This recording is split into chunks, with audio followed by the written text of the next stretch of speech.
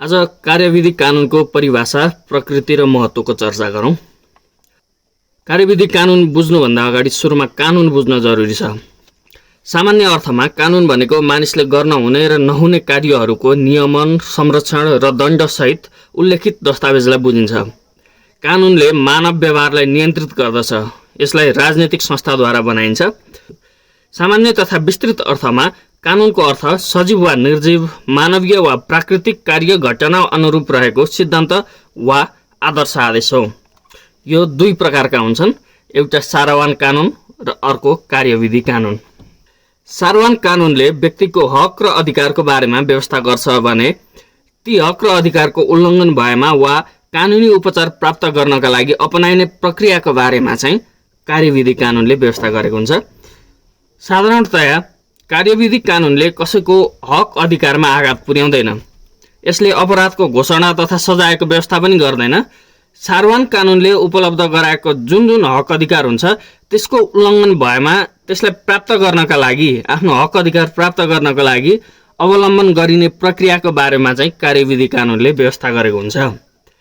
कार्यविधि कानुनको असर चाहिँ पक्षदर्शी नभई यसको भूत प्रभावी परिणाम हुन्छ। यसको अरू परिभाषा, सारवान कानुनले प्रदान गरिएका हक अधिकारको सुनिश्चितताका लागि तर्जुमा गरिने कानुन कार्यविधि कानुन हो। विधायिकाद्वारा सारवान कानुनसँगै कार्यविधि कानुन पनि तर्जुमा गरिने हुँदा यी दुईवटा बीच चाहिँ अन्योन्याश्रित सम्बन्ध हुने गर्दछ। कार्यविधि कानुनले मुद्दा मामिला गर्दा अपनाउने प्रक्रियाको बारेमा स्पष्टता प्रदान गर्छ।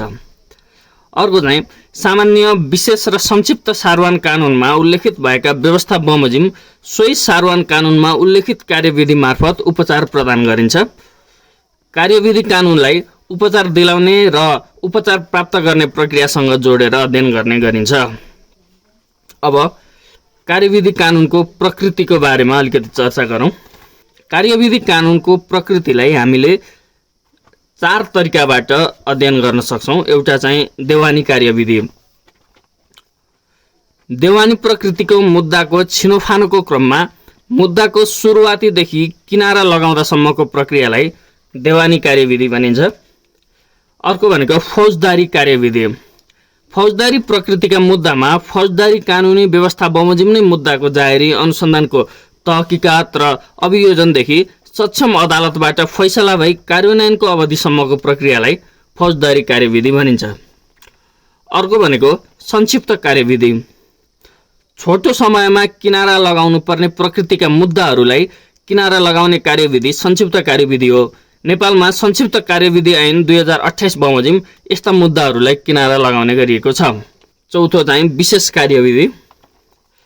खास प्रकृतिका मुद्दाहरू जसलाई विशेष प्रकृतिको कार्यविधि अपनाएर मुद्दाको किनारा लगाइन्छ, उक्त कार्यविधिलाई विशेष कार्यविधि भनिन्छ। अब हामी यो सारवान कानुन र कार्यविधि कानुन बीच मूलतः के फरक र के समानता छ भन्ने कुराको चर्चा गरौँ। सारवान कानुनले चाहिँ कानुनी हक तथा अधिकारको व्यवस्था गर्छ भने कार्यविधि कानुनले हनन भएका हक प्राप्त गर्ने व्यवस्था गर्दछ। सारवान कानुन चाहिँ यसले अधिकारको विवेचना गर्छ भने कार्यविधि कानुन चाहिँ उपचारात्मक कानुनको रूपमा लिइन्छ। सारवान कानुन चाहिँ यसले चाहिँ कुन अधिकार कसलाई छ भन्ने कुराको व्यवस्था सारवान कानुनले गरेको हुन्छ भने कति हदम्यादभित्र नालिस दिनुपर्छ भन्ने व्यवस्था गर्ने चाहिँ कार्यविधि कानुन हो। र यी दुई बीचको समानता भनेको चाहिँ समाजमा कानुनी राज्य स्थापना गर्नका लागि नागरिकलाई हक प्रदान गराउन यी दुवै कानुनहरू विधायिकाद्वारा निर्मित भएका हुन्। अब कार्यविधि कानुनका आधारभूत सिद्धान्तहरू। हकदैया भनेको चाहिँ यसलाई अङ्ग्रेजीमा लोकस स्ट्यान्डी पनि भनिन्छ, जसको अर्थ अदालत समक्ष जान सक्ने अधिकार वा उभिने ठाउँ भन्ने हुन्छ। कोही व्यक्ति आफ्नो हक अधिकारलाई स्थापित गराउन अदालत समक्ष जानुलाई हकदैया भनिन्छ। हकदैया स्थापित हुनका लागि दुईवटा कुराहरू आवश्यक पर्छन्। एउटा भनेको कानुनले प्रदान गरेको कुनै पनि हक अधिकार हनन भएको हुन पर्यो र दोस्रो भनेको हक अधिकार पुनर्स्थापित हुने कानुनी आधार पनि हुन पर्यो। हकदैयालाई दुई भागमा विभाजित गर्न सकिन्छ। एउटा भनेको निजी हकदैया, अर्को चाहिँ सार्वजनिक हक र सरकारको विषयको हकदैया। अब अर्को भनेको हदम्याद। कानुनद्वारा निर्धारित गरिएको समयलाई हदम्याद भनिन्छ। यस अवधारणामा मुद्दा मामिलाको छिटो अन्त्य होस्, पीडितले न्याय पाओस्, अनावश्यक मानसिक दबाव र भय या त्रासको वातावरणमा बस्न नपरोस् भन्ने चाहिँ यसको मूल अवधारणा हो। ढिलो न्याय दिनु चाहिँ न्याय नदिनु सरह हो भन्ने एउटा कानुनको क्षेत्रमा प्रचलित एउटा सिद्धान्त छ। यो सिद्धान्तमा आधारित चाहिँ यो हदम्याद भन्ने कानुनको सिद्धान्त यसमा आधारित छ। मुलुकी देवानी कार्यविधि संहिता 2074 को परिच्छेद 5 र मुलुकी फौजदारी कार्यविधि नियमावली 2074 को नियम 85 मा हदम्याद सम्बन्धी व्यवस्था गरिएको छ। अर्को भनेको विलम्बको सिद्धान्त। सामान्य अर्थमा विलम्ब भनेको ढिलो गर्नु हो। आफ्नो हक अधिकारमा व्यवस्था गर्ने, ढिलाइ गर्ने, समयमा उपचारको खोजी नगर्ने व्यक्तिलाई अदालतले सहयोग गर्दैन भन्ने चाहिँ यो विलम्बको मूल सिद्धान्त हो। विलम्बको सिद्धान्त कानुनी रूपमा व्यवस्थित गरिएको सिद्धान्त नभई अदालतले उचित न्याय दिनका लागि प्रतिपादित गरेको सिद्धान्त हो। यसले हदम्याद वा समयलाई ख्याल गर्दैन। यसले आफ्नो अधिकारलाई थाहा नपाई वा थाहा पाई सुती बस्नेलाई अदालतले सहयोग गर्न सक्दैन भन्ने मान्यता राख्छ। विलम्ब एक सापेक्षित अभिव्यक्ति हो। यो प्रत्येक मुद्दाको प्रकृति र अवस्थामा निर्भर गर्दछ। विलम्बको सिद्धान्त मुद्दा दायर गर्नेसँग सम्बन्धित रहन्छ। अर्को भनेको वैकल्पिक उपचार। कानुनी उपचार पर्याप्त नभएमा वा कानुनी बाटो प्रभावकारी नभएमा संविधानमा उल्लेख गरेको संवैधानिक बाटो मार्फत असाधारण अधिकारको प्रयोग गर्दै रिट मार्फत उपचार प्राप्त गर्नुलाई वैकल्पिक उपचार भनिन्छ। वैकल्पिक उपचार प्राप्त गर्नका लागि यी 4 वटा कुराहरू आवश्यक छ। पहिलो भनेको कानुनी उपचार गर्न पर्याप्त कानुनी व्यवस्था नभएको हुनु पर्यो। अर्को चाहिँ कानुन अपर्याप्त वा प्रभावहीन भएको हुनुपर्छ। अर्को चाहिँ वैकल्पिक उपचार प्राप्त गर्नका लागि पर्याप्त आधार र कारण हुनुपर्छ। अर्को चाहिँ अन्य कुनै कानुनी व्यवस्थाले उपचार गर्न असम्भव रहेको हुनुपर्छ। त्यस्तो अवस्थामा चाहिँ वैकल्पिक उपचारको पनि व्यवस्था गरेको छ। वैकल्पिक उपचारको व्यवस्था चाहिँ रिट मार्फत प्रयोग गर्ने गरिन्छ। अब नजिरको सिद्धान्त। कमन ल प्रणाली अपनाउने देशमा नजिरलाई कानुनको स्रोतको रूपमा लिइन्छ। सिभिल ल प्रणाली अपनाउने देशमा यसको औचित्य मानिँदैन। सैलमनको अनुसार नजिर भनेको त्यस्तो न्यायिक निर्णय हो जसमा सिद्धान्त रहेको हुन्छ। नजिरलाई 3 भागमा विभाजन गरेर हेर्न सकिन्छ। एउटा भनेको बाध्यात्मक शक्तिको आधारमा नजिर, दोस्रो स्वभावको आधारमा र तेस्रो चाहिँ आधिकारिकताको आधारमा नजिर। अलिकति नजिरको औचित्यताको बारेमा पनि हामी छलफल गरौँ। नजिरको औचित्यता चाहिँ नजिर यसकारण मानिन्छ कि यसमा प्रमुख तथा आधिकारिक प्रथाहरू प्रमाणको रूपमा विद्यमान रहन्छन् जसले कमन लको सृजना गरेको हुन्छ। अर्को चाहिँ नजिर तर्कभन्दा व्यवहारिक अनुभवमा आधारित हुन्छ। नजिर चाहिँ कानुनभन्दा बढी लचकदार हुन्छ। नजिरले सुविधा प्रदान गर्दछ किनभने उस्तै मुद्दामा भएको नजिर लागू गर्दा समय तथा मेहनतको पनि बचत हुन्छ। पहिले भएका नजिरहरूलाई सजिलै स्वीकार गर्न सकिन्छ। नजिरले कानुनलाई निश्चित र समय अनुकूल बनाउँछ। नजिरका केही आलोचनाहरू पनि छन्।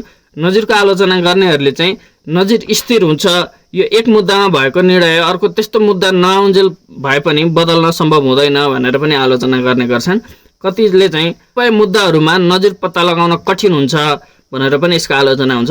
अर्को चाहिँ बदलिदो परिस्थितिमा नजिर अनुपयुक्त छ भनेर पनि यसको आलोचना हुन्छ। अर्को चाहिँ यो सिद्धान्तले न्यायाधीशलाई कानुन निर्माणको अधिकार दिन्छ भनेर पनि नजिरको आलोचना हुने गर्दछ।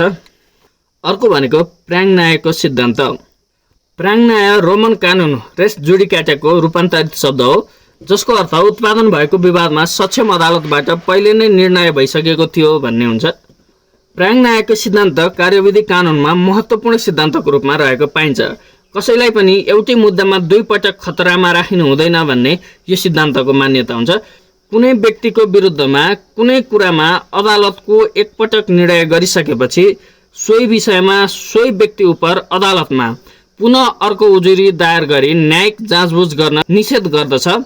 कात्यानका अनुसार एकपटक अधिनिर्णय गरिएको कुनै व्यक्तिको विरुद्ध सोही व्यक्तिले पुनः अर्को उजुरी ल्याउँछ भने पहिलो निर्णय अनुसार प्रत्युत्तर दिनुपर्छ।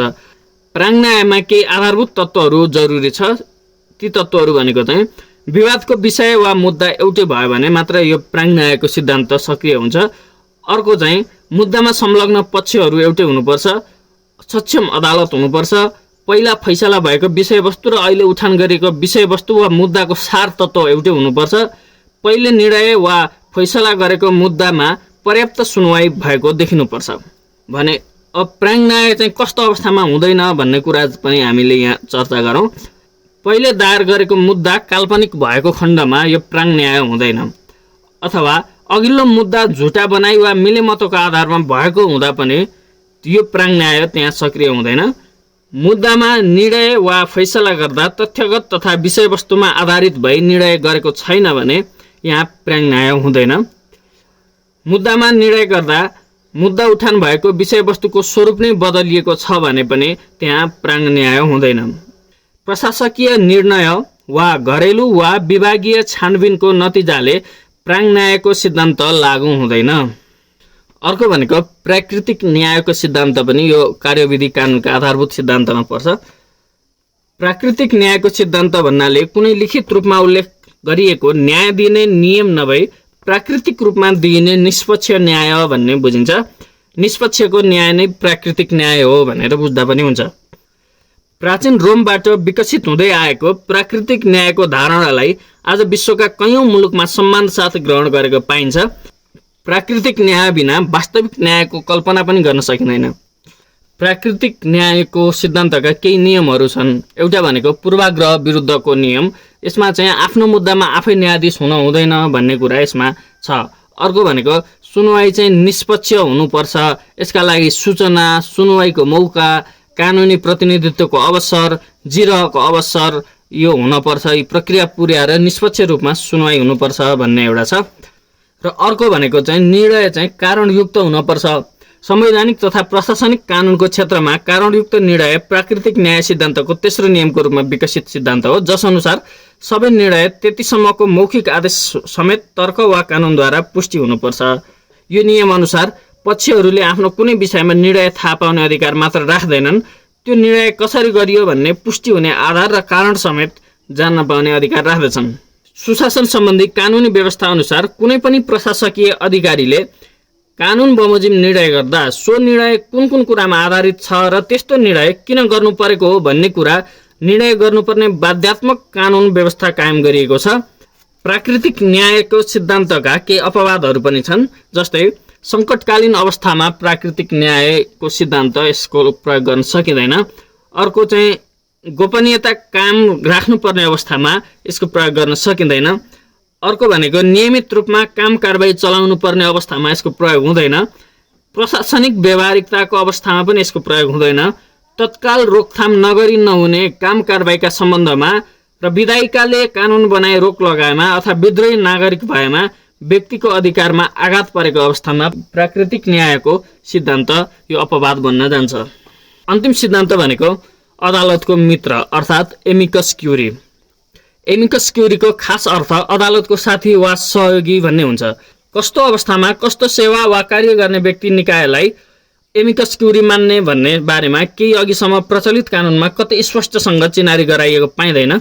निशुल्क रूपमा कानुन व्यवसायीले अदालतलाई साथीको हैसियतले बहस र राय उपलब्ध गराई सहयोग गर्ने प्रक्रियालाई एमिकस क्युरी भन्न सकिन्छ। अर्थात् एमिकस क्युरी भन्नाले कुनै बार एसोसिएसनको सदस्य वा कानुन व्यवसायी हो जसले अदालतलाई शङ्कास्पद र अस्पष्ट महसुस भएका कुराहरूलाई प्रष्ट पार्नका लागि सुझाव पेश गर्दछ। यस किसिमको आवश्यकता वा शङ्कास्पद कुराहरू कुनै पनि तथ्य सम्बन्धी वा न्यायिक निर्णय सम्बन्धी पनि हुन सक्दछन्। नेपालको परिप्रेक्ष्यमा 70को दशकसम्म एमिकस क्युरीको स्पष्ट परिभाषा र प्रचलन पर्याप्त मात्रामा हुन सकेको पाइँदैन। तथापि निवेदक कर्ण शमशेर जबरा विरुद्ध प्रतिवादी अधिवक्ता प्रकाश वस्ती भएको अदालतको अपहेलना सम्बन्धी चर्चित मुद्दामा बहस पैरवी गर्ने क्रममा निवेदकको तर्फबाट बहस पैरवीका लागि मुकरर हुनुभएका कानुन व्यवसायी वरिष्ठ अधिवक्ताहरू कुञ्ज बिहारी प्रसाद सिंह, दिनेशमान प्रधान र श्रीमती जनक राज्य लक्ष्मीदेवी शाहहरूलाई प्रतिवादी तर्फबाट मुकरर हुनुभएका वरिष्ठ अधिवक्ता श्री कृष्ण प्रसाद भण्डारीले एमिकस क्युरीको संज्ञा दिँदै इजलास समक्ष व्यक्त गरेको कुरा मननीय थिए। हस् त अर्को भिडियोमा फेरि अर्को नयाँ विषयवस्तु सहित उपस्थित हुनेछौँ। हाम्रो च्यानललाई सब्स्क्राइब र भिडियोलाई लाइक सेयर गरिदिनु होला।